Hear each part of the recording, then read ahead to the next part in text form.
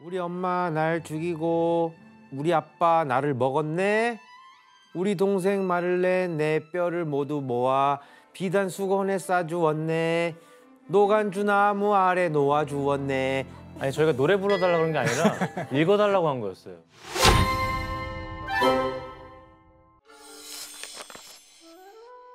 아니 그림만 봐도 너무 잔인해 보이는데 이거? 뭐야? 무슨 이야기예요? 노간주 나무의 이야기는요. 아들을 낳고 아내가 숨지자 남편이 재혼을 하면서 시작이 됩니다. 비슷비슷하죠. 계모는 남편과의 사이에서 얻은 자신의 딸과 차별하면서 전처의 아들을 괴롭히게 됩니다. 심지어 아들이 사과를 꺼내려고 괴짝에 얼굴을 넣은 사이에 그 뚜껑을 닫아서 목이 잘려서 죽게 만들어 버립니다. 우리가 본 사파가 바로 이 장면입니다.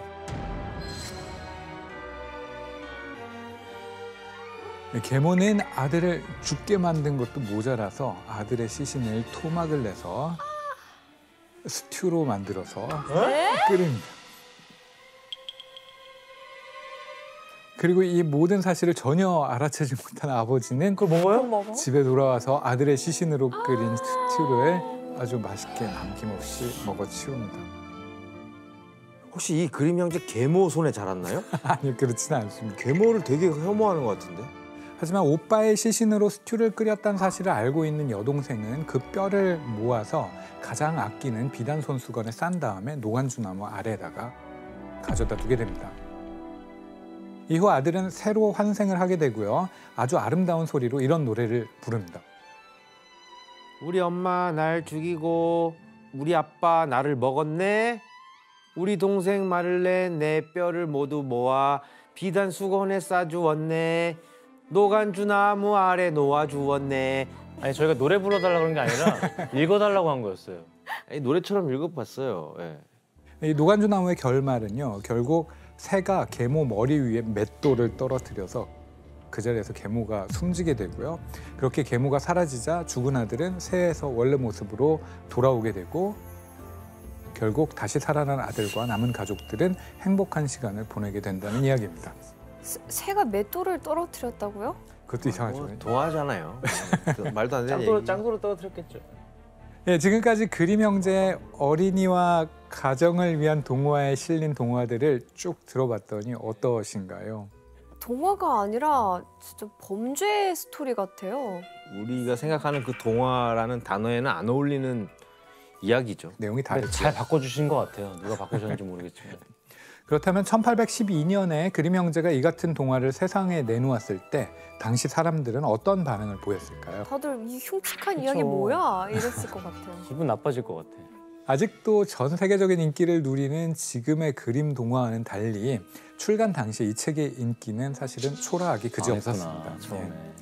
예, 여러 가지 이유가 있었을 텐데 일단 지금의 동화하고는 달리 초판은 굉장히 진지하고 딱딱했습니다.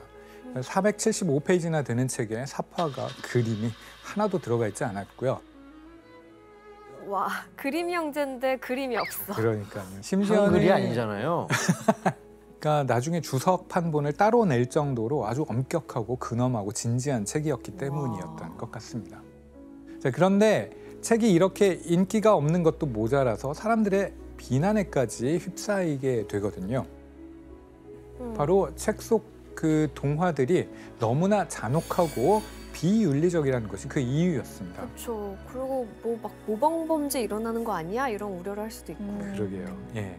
그래서 어린이가 읽기에는 비교육적인 데다가 기독교 정신에 반한다는 비난까지 이어지게 되죠. 교수님 그 정도면 이제 좀 동화 수집 그만할 만도 한데 계속했나요? 예, 그렇습니다. 당시 그림 형제가 중요하게 생각했던 것은 동화의 내용도 내용이지만 독일 사람들이 이 동화집을 통해서 옛 이야기들을 함께 공유할 수 있도록 하는 것이었어요.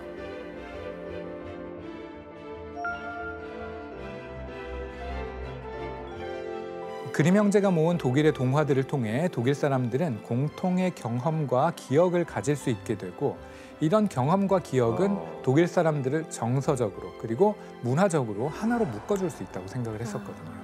그리고 이것을 통해서 독일 민족은 조금씩 자신들의 공통된 뿌리를 확인하게 되고 이것은 곧 독일 민족의 정체성을 확립하는 데 기여하는 일이 될 수가 있었던 것입니다. 그렇게는 또 되네 이게. 그리고 이러한 형제 작업은 일평생 이어지게 됩니다. 야, 이렇게 그림 형제가 묵묵히 외로운 싸움을 해나가는 동안 독일 역사는 다시 한번 큰 전환점을 맞이하게 됩니다. 바로 절대 흔들리지 않을 것 같았던 나폴레옹의 권력이 흔들리기 시작한 거죠.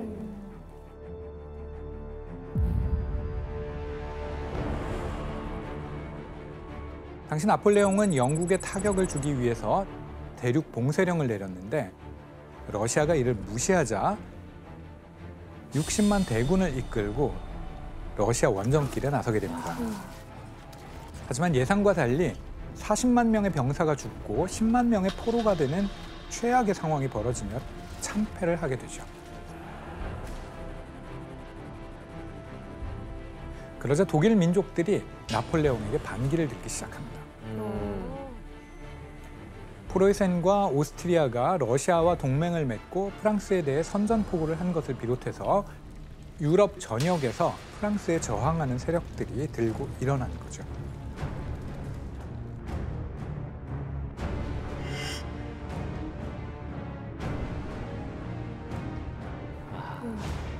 이후에 오스트리아 위인에서는요, 전후 혼란을 수습하고 유럽을 전쟁 전의 상황으로 돌려놓기 위한 대책을 마련하기 위해서 회의가 진행이 됩니다.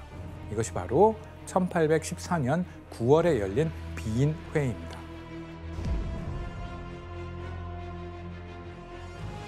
빈 회의는 영국, 프로이센, 오스트리아, 러시아의 주도로 진행이 되었고요. 이 자리에는 크고 작은 유럽 각국의 사절단이 파견되어 함께 자리하고 있었습니다. 그리고 이때 형이었던 야콥도 헤센 선제후국의 외교관 자격으로 이 자리에 참석하고 있었습니다. 그런데 나폴레옹은 1815년 워탈루 전투에서까지 완전히 패배하게 되고요. 결국 권좌에서 물러나게 됩니다. 그래서 결과적으로 1815년 프로이센과 오스트리아를 포함한 38개의 국가들로 영토가 정리가 되었고요. 이들의 연합인 독일 연방이 결성이 됩니다. 이 시기에 독일의 통일을 염원했었던 야콥은 이 결과에 무척 실망을 하게 됩니다. 그럼에도 야콥은 외교관으로서 이 대내외적인 활동은 계속 이어집니다. 1815년 야콥은 나폴레옹의 지배와 함께 프랑스에 빼앗겼던 문화재를 환수하는 일에 나서기 시작합니다.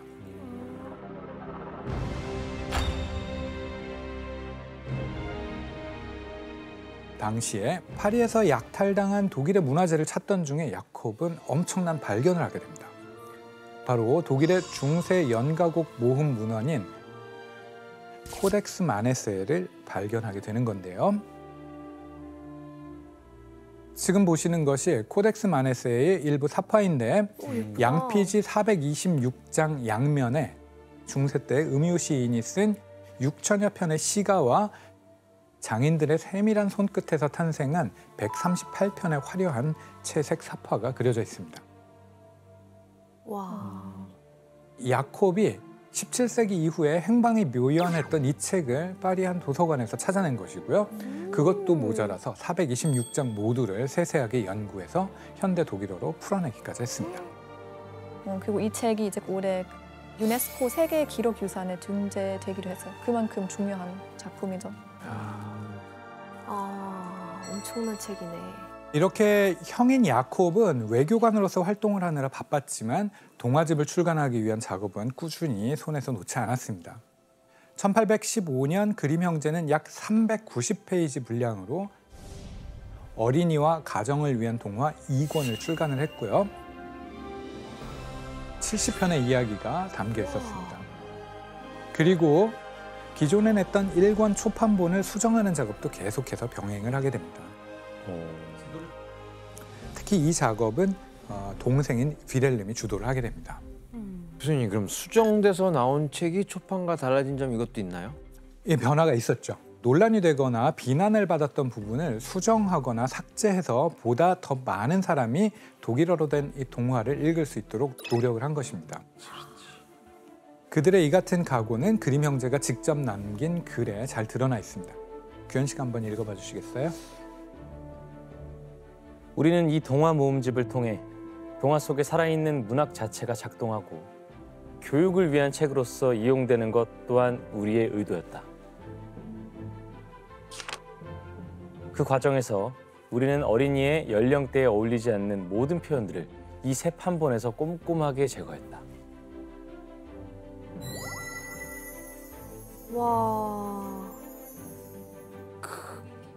그리고 그 독일어로 Es war einmal는 옛날에로 시작되는 표현 자체도 사실은 비렐름이 그때 만들어낸 나온 거였거든요. 거구나. 우리가 아는 내용이 여기서 나오는 건가요, 그러면? 그렇죠. 아. 내용도 수정이 이루어지고 문체에 있어서의 수정도 이제 같이 이루어졌던 거죠. 그러니까 자체 검열을 좀 한 거네요. 예, 그렇다고 봐야 되겠죠. 자, 그럼 그림 형제는 구체적으로는 그러니까 책에 어떤 내용들을 삭제하고 보완해 나갔을까요? 먼저 초판본 백설공주 이야기에는 정말 충격적인 반전이 하나 있습니다. 반전? 저는 여기서 문제를 내도록 하겠습니다. 그림 형제의 백설공주 초판본에서 계모의 원래 정체는 무엇이었을까요? 정답 예, 지원 씨.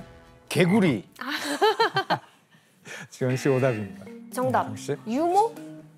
혜성 씨 아쉽지만 오답입니다. 계모. 정답. 예, 작가님. 친엄마 맞나요? 예, 작가님 정답입니다. 뭐라고요? 친엄마? 계모의 진짜 정체는 바로 백설공주 친엄마였습니다. 에? 엄마가 자기 딸을 질투한 거예요, 그러면? 그러니까 초판본의 백설공주는 딸의 미모를 질투해 엄마가 친딸을 죽이는 설정의 동화였던 것이고요. 아니, 그거 너무 동심 파괴인데요? 그렇죠. 하지만 그림 형제는 1819년 개정판부터 친모 설정을 계모로 바꾸게 되고요. 그 버전으로 우리가 아는 백설공주가 탄생하게 된 것입니다. 아 친모는 좀 너무 와, 근데 충격적이다. 그거 너무 이상하다. 그렇죠. 예. 계모도 이상해.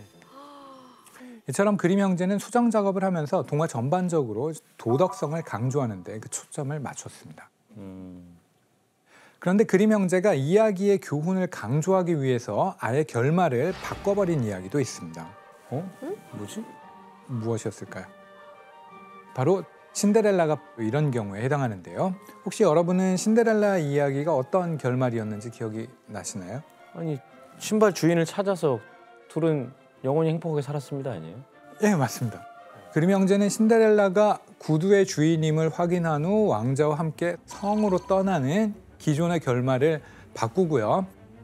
그 뒤에 새언니들이 신데렐라의 결혼식에 등장하면서 벌을 받는데요. 이 부분을 혜성 씨가 한번 읽어주시죠. 호박이 됐나? 뭐였지? 신랑과 신부가 교회에 왔을 때 큰언니는 오른쪽에, 작은 언니는 왼쪽에 있었습니다. 그때 비둘기들이 두 사람의 눈 하나를 쪼아 뽑아버렸습니다. 후에 새언니들이 교회에서 나올 때는 비둘기들이 다른 쪽 눈알을 쪼아 뽑아버렸습니다.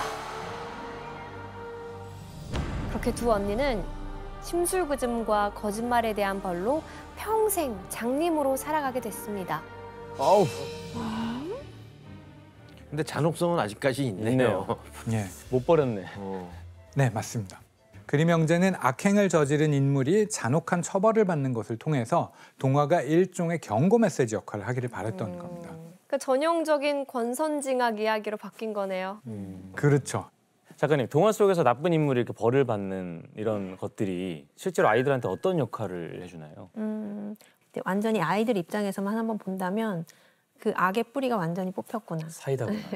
완전히 뽑혔구나라는 생각이 들면서 오히려 안전하다고 느낄 수 있는 그런 장치 같아요. 그리고 이제 그림 형제 동화에는 보통 좀 힘들고 좀 불행한 아이들이 많이 주인공으로 등장을 하거든요.